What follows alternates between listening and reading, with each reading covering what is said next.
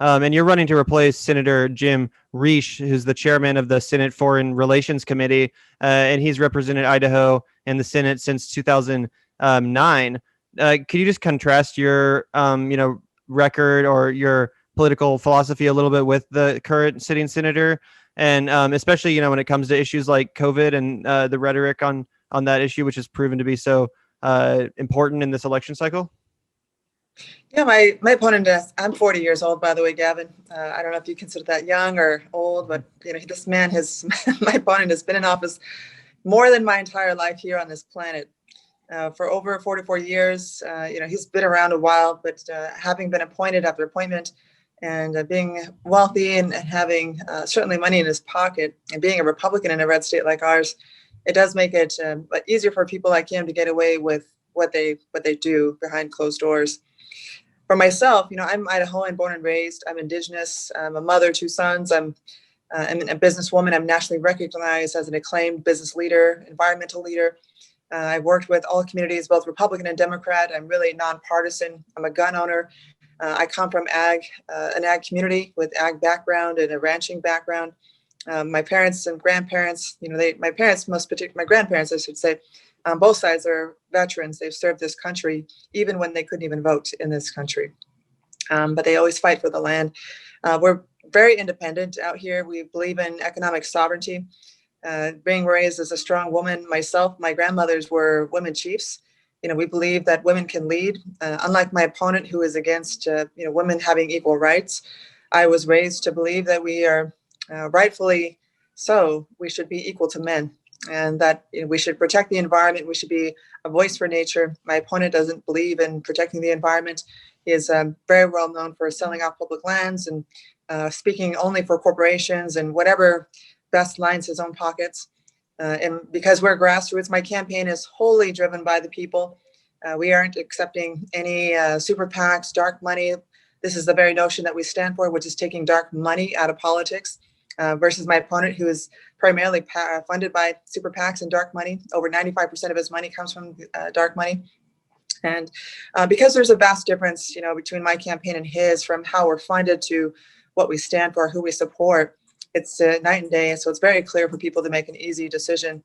I will work with all folks, whether they're Republican or Democrat. And I've shown that in my 2 terms in the State House. I've shown people what it looks like for someone who runs as a Democrat to work with Republicans and be effective there.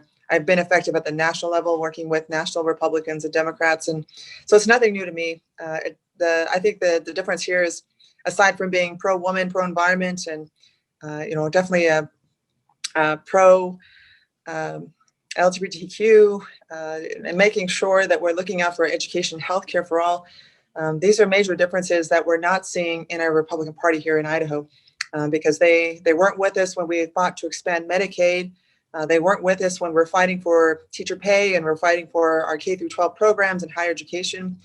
These are all issues that really work against them. And for some reason, they feel that this is not good for everyday Idaho citizens to have. Which is remarkable, because you don't have to be a Republican or a Democrat to believe that these are good things for everybody, or believe that public lands for all of us should be protected for our rights to hunt and fish. And so it's just unfortunate that they're driving wedge issues into these conversations versus sticking to the issues and the policies. But this is the state that we're in, and we have to fix it for so many good reasons. Absolutely. I noticed you mentioned your pro-environmental stance, as well as mentioning protecting public lands. And I was just wondering your perspective as an Indigenous person. I read that you previously served on the Coeur Tribal Council. And I was just wondering, what experiences you would bring as a Native American to the United States Senate, and especially when it comes to those issues of environmental protections and, public lands or native lands and reservations. How does that color your perspective on those issues? Well, it actually brings a wholly different perspective than what we're hearing right now with the lockstep, where we have Republicans and Democrats not working across the aisle. We're seeing less and less of that. I'm sure there's people who can mark down, the few pieces of legislation that are, truly bipartisan. And that's unfortunate, but that also means, for me, that's why we should step up and run. And as the first peoples of this land, bring a different style of leadership, a new kind of voice that's never been heard from in terms of what we represent. And, one of my greatest mentors, and I have so many good ones to speak of, but one who has served in the U.S. Senate, Senator Ben Nighthorse Campbell.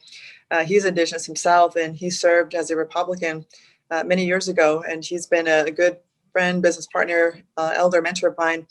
And he's, really paved the way for many of us. But he brought a good voice to try to balance everything out. For myself, being the first Native American woman to the U.S. Senate, really, it offers us an opportunity to speak for not just the environment, public lands, but our children's future. We often think in a very holistic sense where we're not just talking about tomorrow or today, we're talking, intergenerational impact. So we're thinking for the next 7 generations.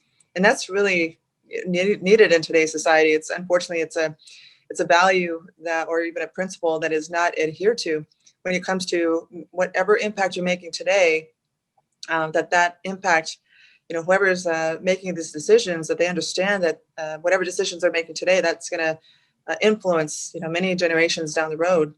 And people that I see today, including my opponent, they're only thinking for themselves and how they can make as many gains today, and that's it. I've heard my opponent speak to the environment and the climate crisis we're in, and he actually verbatim or very literally said that it's up to the young people to make these changes, not him, while he's in this public office, which is another reason why I have no idea why he's running again. But why would you run again and then just hand off that responsibility to be accountable to this planet, to the next generation, versus doing something yourself? So instead of us taking action today, he's just passing the buck forward. But again, I see this in many other leaders in this country where they're just passing that buck forward. They want to rape our lands and take all of our resources for themselves. And like many corporations before my time, they've done this in our state before, where mining companies come through and they would ravage the natural resources. They would pollute our waters, pollute our land. And, and 100+ years later, we're still trying to clean up their mess, the mess that we didn't create. But this is all over the country. And this is nothing new, even on this continent. That's happening on every continent all over the globe. And Indigenous peoples are cleaning up the mess of all these corporations. And I'm a voice of that. I'm a part of that structure where we are trying to clean up the mess of the corporations that we're facing today. That's why, we are stepping up now into leadership positions, running from local to national level to ensure that, we're holding people accountable. I have to hold my own opponent accountable.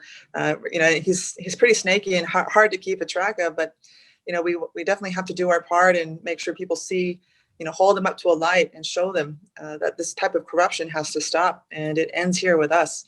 But also continuing to be a voice for what's right. That's really our challenge today.